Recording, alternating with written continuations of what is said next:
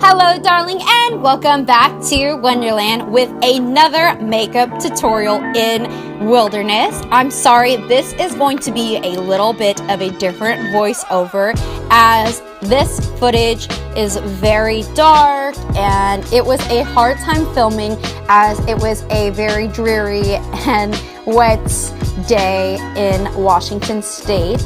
But I thought I would share with you why I like to film hair and makeup tutorials outside and in nature.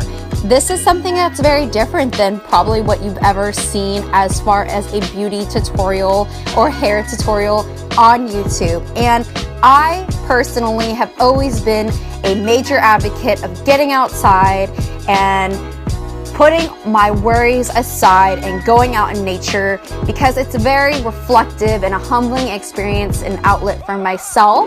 And I thought that there'd be no better place than to connect my interest with you in wilderness. So I hope you enjoy some of these tutorials outside. Like, I understand the conditions are not always ideal. It's always pretty cold and it's hard to film outside, but I wanted this to be an inclusive channel. Like, I don't want you to ever feel like you are one of the masses that I am speaking to. Like, I am speaking to you as an individual, and I hope you feel that way when you watch my videos.